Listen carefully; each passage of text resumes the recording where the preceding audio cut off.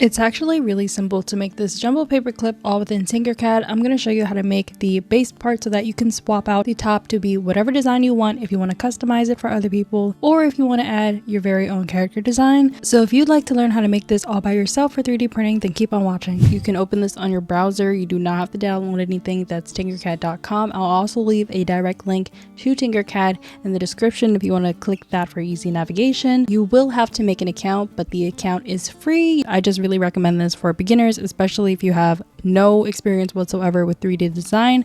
They have so many different shapes for you to use, and you can also import your very own and make your own. Here are a few that I made myself, by the way, if you wanted to see.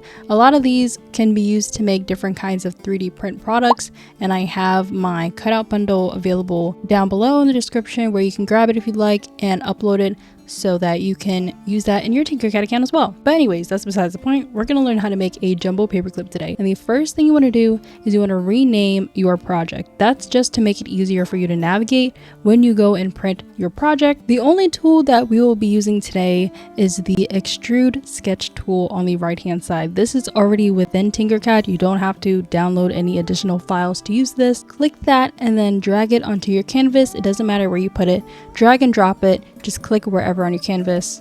It will open up this page, which is the sketching page.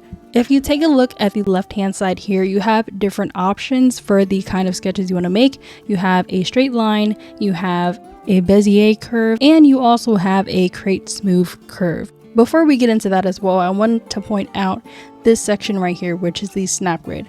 You can kind of see my little dot snap along the grid. That's because I have it at 0.25 millimeters, but by default, it is at 1 millimeter. Now when I go to move my cursor, it will snap by 1 millimeter. So I'm gonna have mine at, let's say, 0.5 millimeters for a snap. So now it should be snapping in between.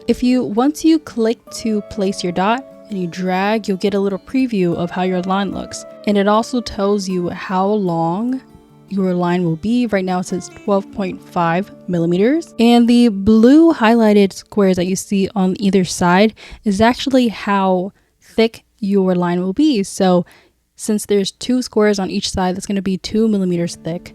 You can adjust this later, but just keep that in mind. It helps as a guide so that you don't overlap them like that, and you give them a good amount of space to make either thinner or thicker. What we want to do is we want to go in a spiral like this, because paper clips go in a lengthened spiral in my opinion. It doesn't look like this, but just play around with that. And whenever you're happy, go ahead and click that check mark. From here, you'll be able to edit your line using this right here and this right here. And then this one right here, it actually adjust the stroke settings. So remember how we said that was 2 millimeters thick?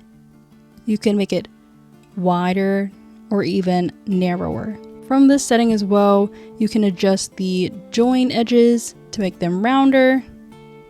Let me zoom in. And even the ends right here. If you don't want them sharp, you can round them off. And that's what we're going to use because our paper clips have that rounded line. To make even more fine adjustments to your shape, click over here at the left side or hit the A button on your keyboard. And you can edit the points and lines individually. Click a random one. These features will be available.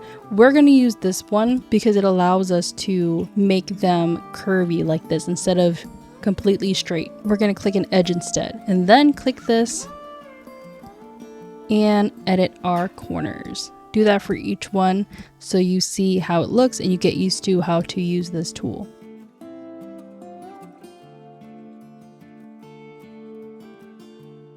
If you wanted it to be a sharp edge, click this one again and it will sharpen that to make it an angle. Or if you want to edit these specific sides, you can use this one right here, which is the brake handles. Going back to the left hand side, this setting with the plus and minus allows you to add or remove any points. If you wanted to add a point, you click that, hover over your lines, see where you want to add it, and click. Now you can edit that if you wanted to. And to remove any point, you just click the point you want to remove, and it's gone. That's how you use the additional tools within the sketch features. All right, I have somewhat of a spiral, and I'll click the check mark we can edit this now. I want to move this over a bit like that, and then we can move this up, make it a bit skinnier. The next part is to round off our edges. You can do that by clicking this button and then clicking our join settings, hitting round. So now all of our edges should be round. We can make this thicker too. I'm gonna make it about 10 millimeters thick. It's okay if it looks like this. You can always just move your lines directly.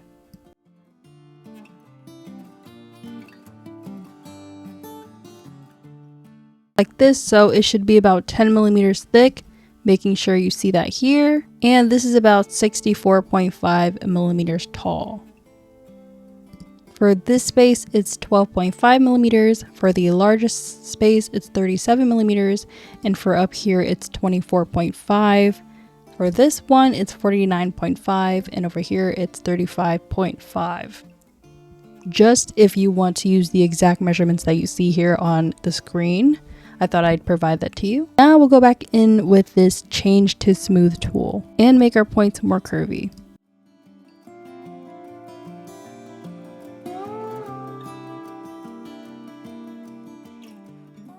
I'm trying my best to make sure that this orange line stays straight, because if you even have it like that, you can see it comes out. Just make sure that you keep this straight.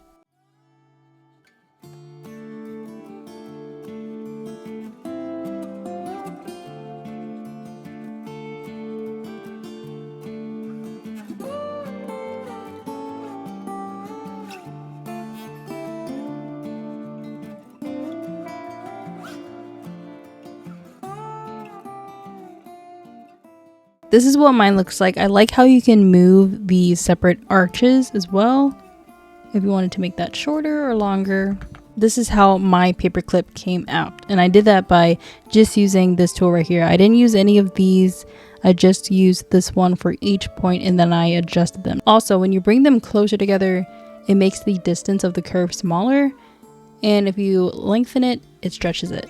After that, you can finish your sketch, and it'll pop up right here. If yours has these ridges right here, it's because the points that I had weren't 100% lined up, so that's why there's like these ridges. But you can always go back and make your fine adjustments to it to fix that.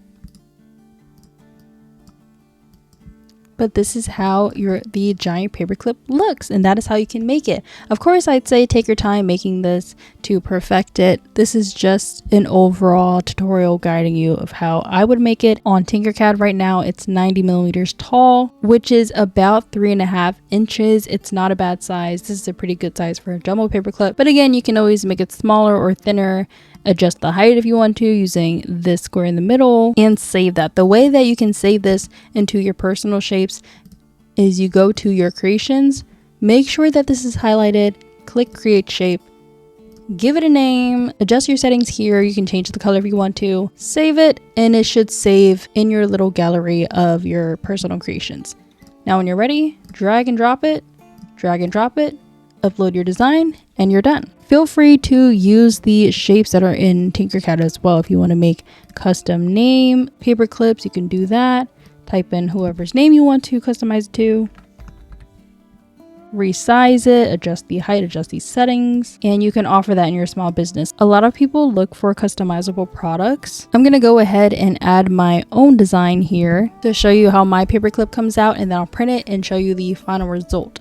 I also do offer more detailed lessons for how to create your own products for your small business. If you want to learn that, I'll have my course down below, and I'd love for you to join. You'll learn how to make more detailed projects using TinkerCAD and your personal artwork.